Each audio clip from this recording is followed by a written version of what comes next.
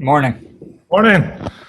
Ambassador John Bolton, a warm welcome to the House of Literature in Fredrikstad, Norway. Thank you for your time. I know we have a busy schedule. Thanks for having me.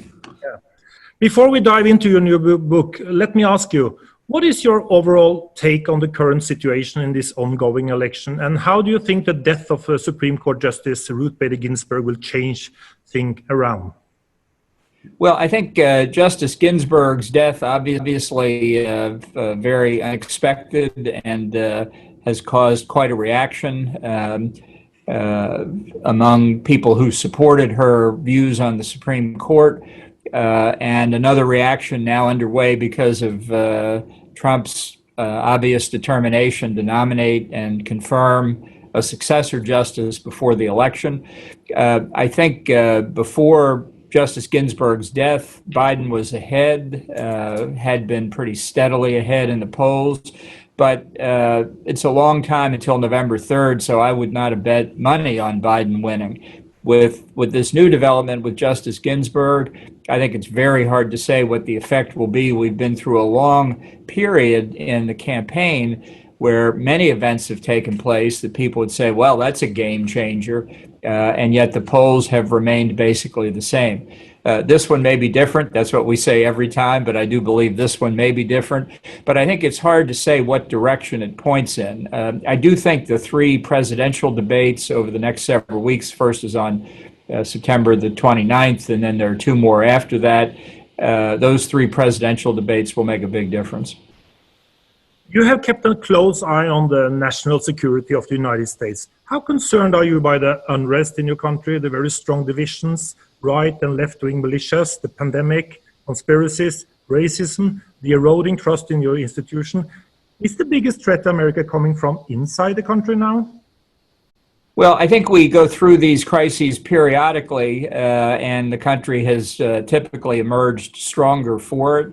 I think this one is particularly produced by the Trump presidency, which I think I certainly regard as an anomaly, an aberration in American life. One reason that for the first time in my political career, I will not vote for the Republican nominee for president. And while I don't agree with President Trump on many issues, I don't agree with presidential candidate Biden either, so I'm going to write in the name of somebody else. But I think for friends in Europe and elsewhere, they should consider Trump an anomaly, that this is not evidence of a profound shift in the United States. It's evidence that every once in a while you make a mistake and it needs to be corrected. Okay, so let's dive into your book and your over 400 days working close to Donald Trump. In your book, you describe the very special culture in the White House under Trump. Explain for us, what kind of culture is this? How are the important decisions being made? Well, under the other Republican presidents whose administrations I've served in, there really is very little decision-making process on national security issues at the very top.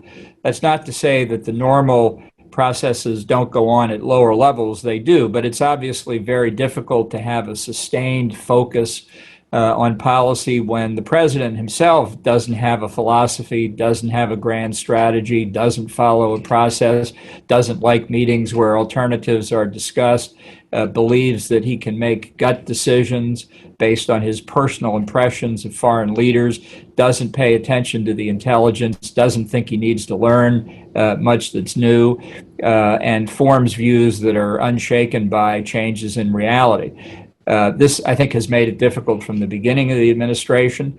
I think it's caused the U.S. a lot of damage internationally. And I'm not talking here about substantive policy disagreements, whether I agree or disagree with the decisions. I think the way they've been made and then unmade in some cases is what's detrimental. I do think all of that could be corrected if Trump only had one term. I'm more worried if he gets a second term that some of this could become irreparable.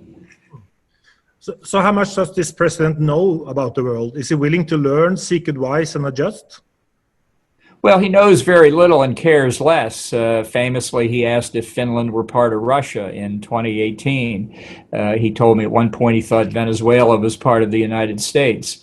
No president comes to the office with 360-degree knowledge. The responsibilities are simply too great. Every president has a lot to learn. The difference between Donald Trump and almost every other president that I'm aware of is that he doesn't particularly care about learning. He doesn't focus on the intelligence in the briefings that he did get. He often talked more than the intelligence analysts and others in the room. He spends a lot of time watching television. So if you're not at least somewhat familiar with the subject matter of what you're talking about, for example, the extent, the scope of North Korea's nuclear weapons program, or the same sorts of questions on Iran's nuclear program, most people would say it's pretty hard to know how to negotiate a deal with those countries. That doesn't bother Trump at all.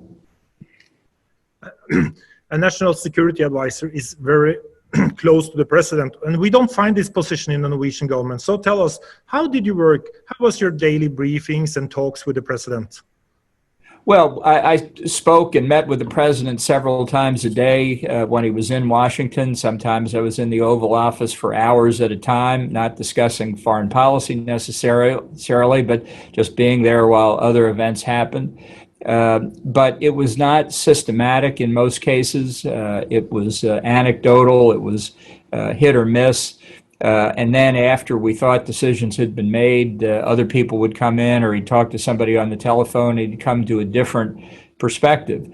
My responsibility, the classical formulation of the job of National Security Advisor, is to formulate the list of options that a president is given for him to make the final decision. And he is the final decision maker, not the cabinet secretaries, not the advisors, not anybody else. And once the decision is made, then to ensure through the interagency process that this decision is implemented. But this was something that did not work anything like any other president I've ever seen in office. And again, every president does it a little bit differently. That's the president's prerogative. But very few just dismiss it entirely. I've said before, if Dwight Eisenhower came and saw the way we made national security decisions in the Trump administration, he'd just throw up his hands in dismay. And it's also hard to see what President Donald Trump's overall agenda is. Can you tell us what are his long-term policies? What is his inner motivation for being president of the United States? He doesn't have a long-term agenda. He doesn't have a list of policies he wants to pursue. As I try and explain through case-by-case examples in my book, most of his major decisions, at least in the national security field, were filtered through the prism of the effect of those decisions on his reelection campaign. Now, again, every president takes politics into account. That's true, I think, in every democracy around the world. It's perfectly natural. The difference with Trump is that politics is not a factor in the decision-making. Very often, too often, it is the factor in the decision-making.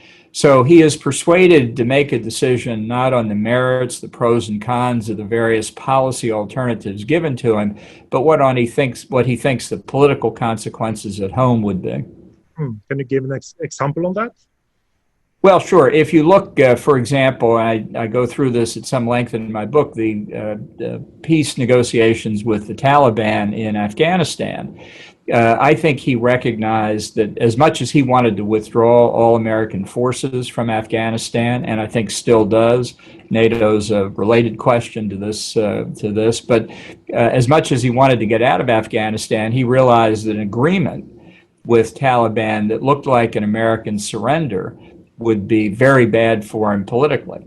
And ultimately, at least before I resigned from the White House, he didn't enter into an agreement with the Taliban for that reason, not because of my arguments and those of others who said this is not a good deal for the United States, but because of what he saw the political consequences would be domestically. If Donald Trump is re-elected, what is your worst fear for his second term? Well, as I've just explained, I think because so many of his decisions, including a lot that I agreed with, in the first term were made because of the concern about the political consequences.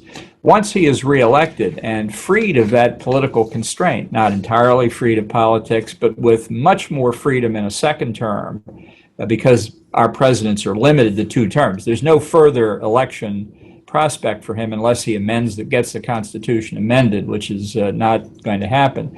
But once he's freed of that political constraint, there's even less certainty in what he will do, and more flexibility, more risk, I think, for the United States of an even more erratic, ad hoc decision-making policy approach. So let's go back to global security. I would like to talk a little bit about NATO. As you know, NATO and America are the foundation of Norway's defense and security. And as a country with only 5 million people, we are small, but our country is geographically important for the defense of Europe and America.